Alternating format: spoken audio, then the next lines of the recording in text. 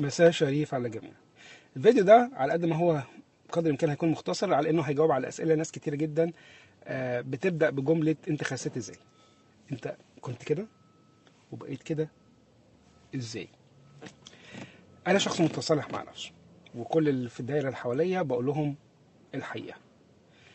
انا مريت بمراحل طويله جدا في حياتي، في الدايت، مع الكيتوجينيك، مع الصوم المتقطع، مع والجيم، لكن كنت بخس وبرجع تاني ازيد. ممكن ما اكونش برجع زي الاول، بس بزيد تاني. فعملت ريسيرش على الجاستريك سليف سيرجري، او عمليه قص المعده. قص المعده مش تحويل مسار، مش تكميم، مش بالونه، مش كل انواع السيرجريز الثانيه الخاصه باللوست ويت. قص المعده انا شلت 80% من معدتي. يا جماعه، اللي يشيل 80% من معدته ممكن يعني يشيل ناس كتيره جدا من حياته بسهوله. العمليه اللي انا عملتها زي اليومين دول من 3 سنين في تيجوالا في المكسيك.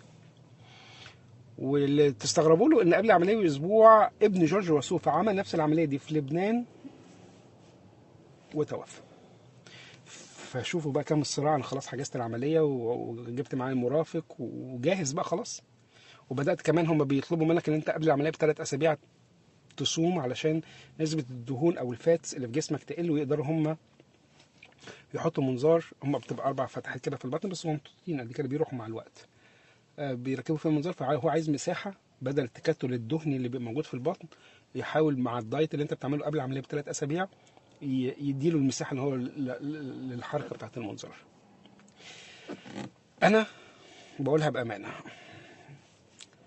لو عدى بيا الزمن ولو رجعت تاني حتى لورا، انا هكرر نفس العمليه دي، مش هتراجع عنها، او هاخد نفس القرار دوت بدون اي رجعه. ليه؟ لان حياه الواحد اختلفت، صحته، شكله، ممكن يعني عمره الزمني او الافتراضي يطول. ما بقاش فيه ضيق في التنفس، ما بقاش فيه خشونه في الركبه، ما بقاش فيه عروق في الرجل، ما بقاش فيه حركه تقيله، ما بقاش فيه لبس مش لاقيه مقاسات عجباك الستايلست، بس مش لاقي المقاس بتاعك. يعني انا كنت بلبس 2X لارج، النهارده بلبس سمول او ميديوم، ففي فرق كبير جدا. النواحي الصحيه، ضربات القلب، في حاجات كتيرة جدا مميزة في نتاج أو أرباح هذه العملية. لكن مساوئ هذه العملية هي برضو كتيرة. أول حاجة، أنت بينقص حديد من جسمك، فبتفقد يعني ذاكرتك ما بتبقاش قوية زي الأول. بتفقد شعر، يعني ما كنتش كده، فبتفقد شعر، حديد ناقص.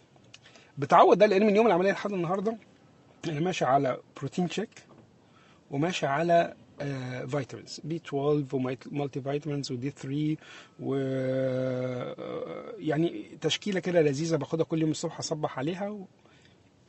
انا بالنسبه لي الحاجات ديت ممكن تكون اي انسان محتاجها، فيتامينز في جسم الانسان بالذات اللي بيعدي سن 40 يعني.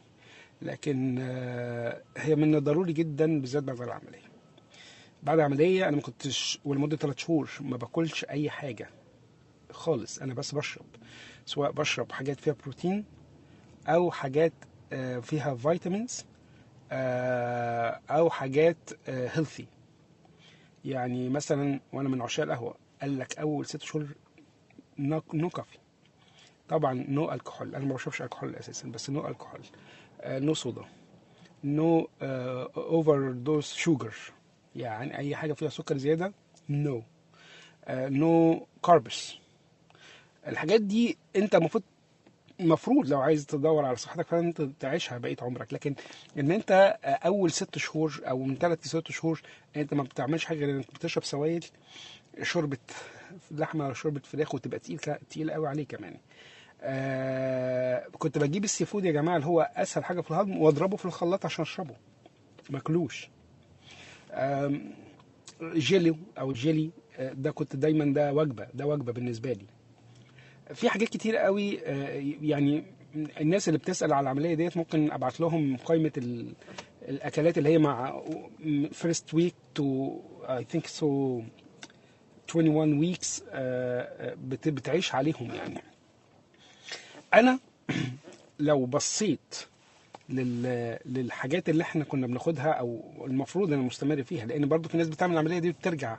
ليه بترجع؟ لانها خلاص هي المعده اتقصت 80% منها، بس المعده دي هي عباره عن بالونه برضو، اشبه بالبالونه، فمجرد ما تحط فيه اكل زياده هتوجعك بطنك، وبعد كده هتبدا توسع توسع توسع وترجع الاول، فتبدا ترجع زي الاول وتاكل زي الاول وتبوظ الدنيا، ولا كانك يا ابو زيت ما غزيت.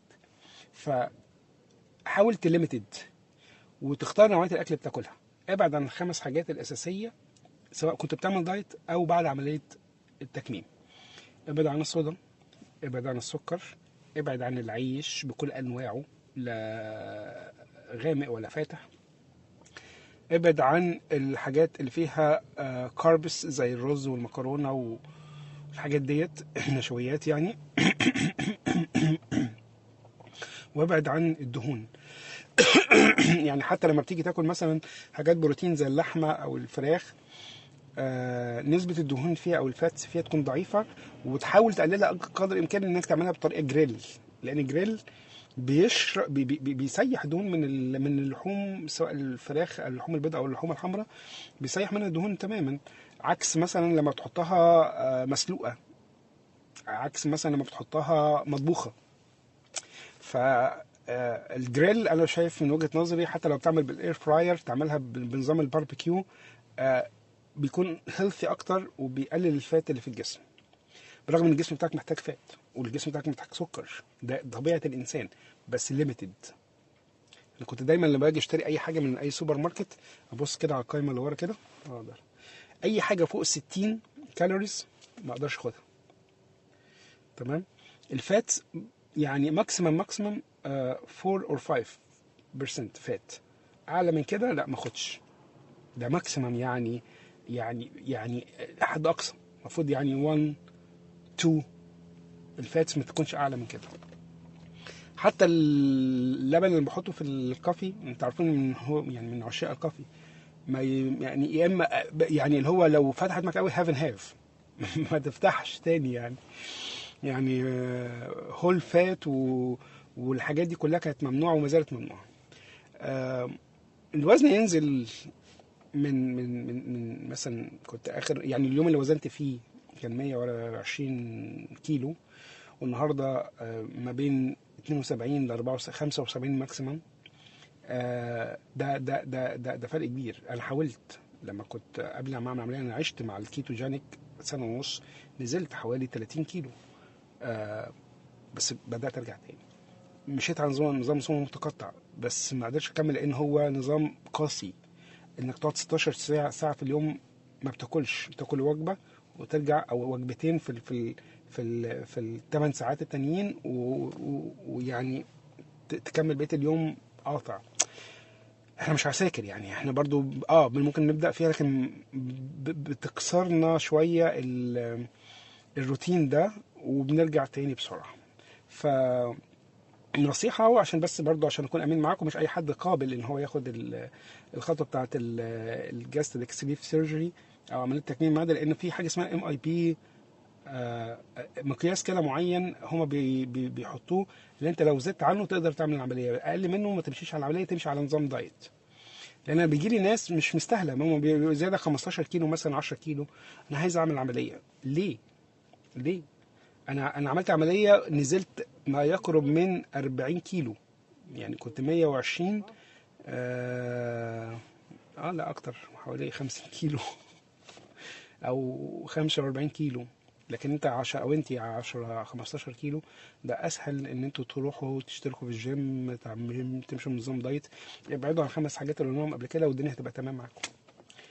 يعني انا حبيت اوضح الدنيا علشان في ناس كتيره سالت. انا اتمنى اكون افدت الجميع، وما تاخدوش الخطوه ديت الا بالاستشاره للطبيب، ومحاولات مستميته في انظمه الدايت المختلفه. لو فشلتوا ممكن تلجأوا لعمليه التكميم ديت، وفي مكان صح مضمون والريفيوز بتاعته عاليه، عشان في ناس راحت بسبب اماكن غير مرخصه او